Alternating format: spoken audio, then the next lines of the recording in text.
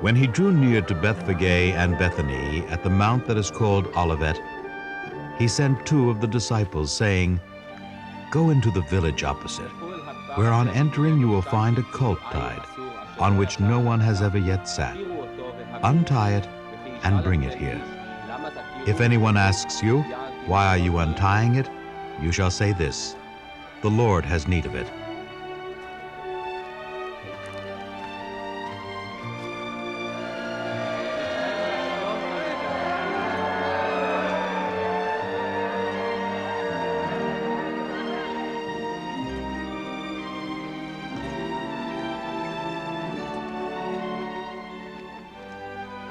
So those who were sent went away and found it as he had told them.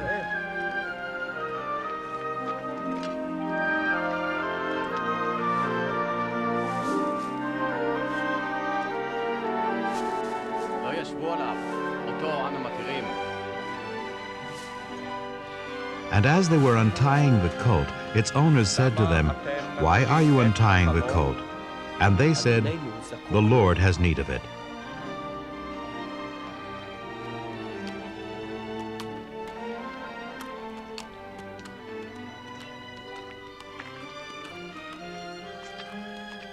And they brought it to Jesus, and throwing their garments on the colt, they set Jesus upon it.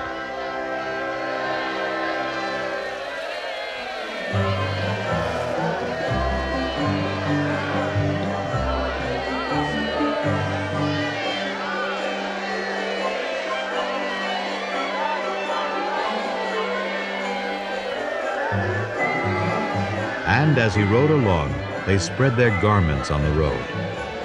As he was now drawing near at the descent of the Mount of Olives, the whole multitude of the disciples began to rejoice and praise God with a loud voice for all the mighty works that they had seen, saying, "Blessed is the King who comes in the name of the Lord, peace in heaven and glory in the highest."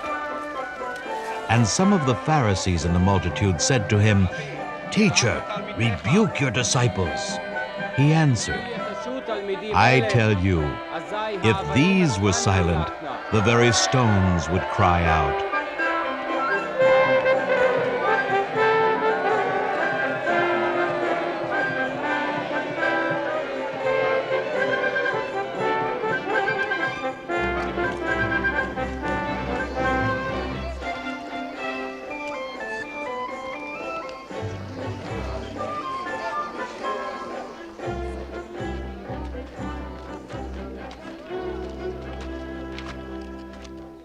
And when he drew near and saw the city, he wept over it, saying, "Would that even today you knew the things that make for peace.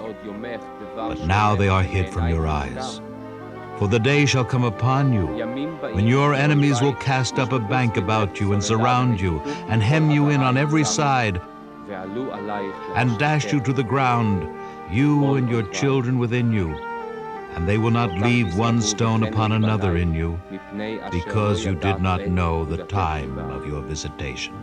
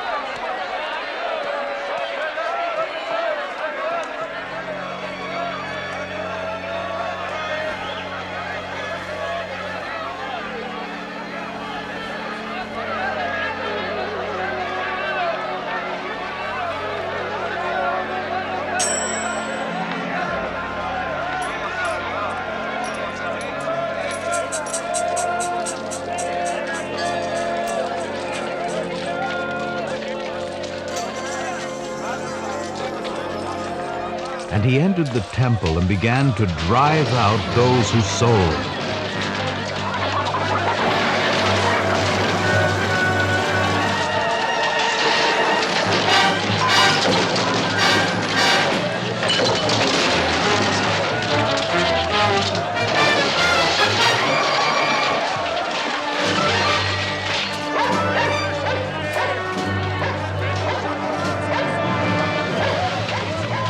Saying to them, "It is written, my house shall be a house of prayer, but you have made it a den of robbers."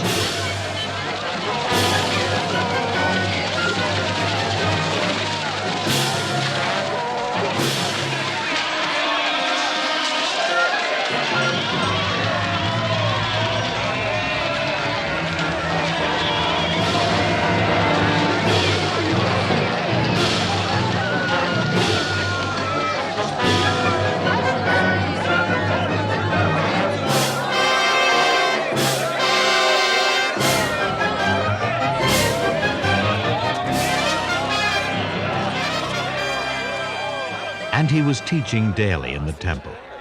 The chief priests and the scribes and the principal men of the people sought to destroy him. But they did not find anything they could do, for all the people hung upon his words.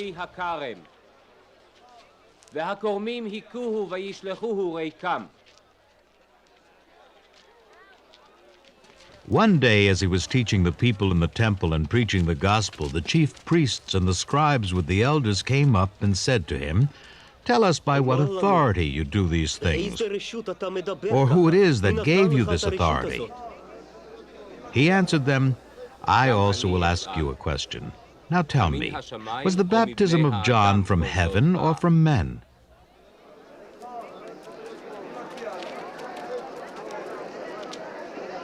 And they discussed it with one another, saying, "If we say from heaven, he will say, 'Why did you not believe him?' But if we say from men, all the people will stone us, for they are convinced that John was a prophet." So they answered that they did not know whence it was. And Jesus said to them, "Neither will I tell you by what authority I do these things."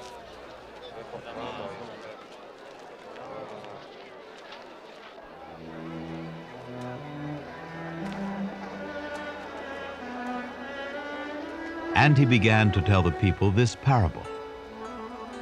A man planted a vineyard and let it out to tenants, and went into another country for a long while. When the time came, he sent a servant to the tenants, that they should give him some of the fruit of the vineyard. But the tenants beat him and sent him away empty-handed. And he sent another servant. Him also they beat and treated shamefully, and sent him away empty-handed. And he sent yet a third. This one they wounded and cast out. Then the owner of the vineyard said, "What shall I do? I will send my beloved son. It may be they will respect him." But when the tenants saw him, they said to themselves, "This is the heir. Let us kill him, that the inheritance may be ours." And they cast him out of the vineyard and killed him. What then will the owner of the vineyard do to them? He will come and destroy those tenants and give the vineyard to others. When they heard this, they said, "God forbid."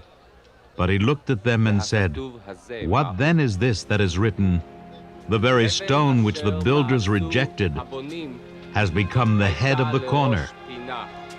Everyone who falls on that stone will be broken to pieces, but when it falls on anyone, it will crush him."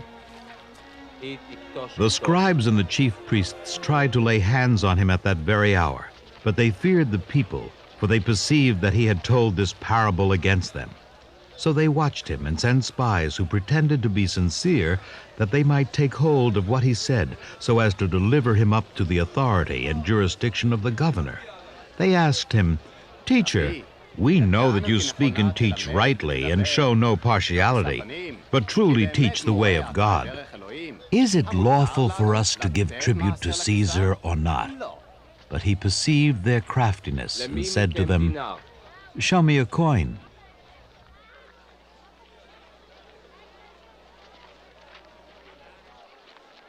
"Whose likeness and inscription has it?" They said, "Caesar's." He said to them, "Then render to Caesar the things that are Caesar's, and to God the things that are God's." And they were not able in the presence of the people to catch him by what he said, but marveling at his answer, they were silent. There came to him some Sadducees, those who say that there is no resurrection, and they asked him a question, saying, "Teacher, Moses wrote for us that if a man's brother dies, having a wife but no children, the man must take the wife and raise up children for his brother. Now there were 7 brothers.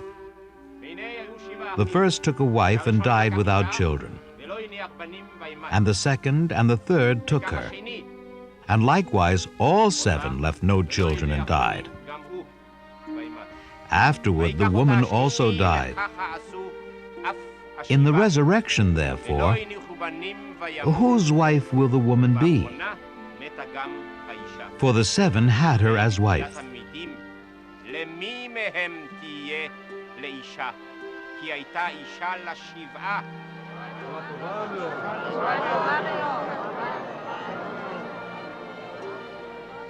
And Jesus said to them, "The sons of this age marry and are given in marriage.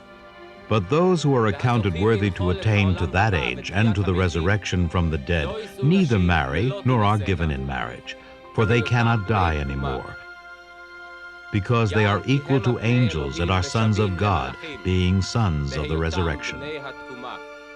But that the dead are raised, even Moses showed in the passage about the bush, where he calls the Lord the God of Abraham and the God of Isaac and the God of Jacob. Now he is not God of the dead, but of the living, for all live to him." And some of the scribes answered, "Teacher, you have spoken well," for they no longer dared to ask him any question. But he said to them, "How can they say that the Christ is David's son? For David himself says in the book of Psalms, 'The Lord said to my Lord, sit at my right hand, till I make thy enemies a stool for thy feet.' David thus calls him Lord. So how is he his son?" And in the hearing of all the people, he said to his disciples, "Beware of the scribes, who like to go about in long robes and love salutations in the marketplaces and the best seats in the synagogues and the places of honor at feasts, who devour widows' houses and for a pretense make long prayers. They will receive the greater condemnation.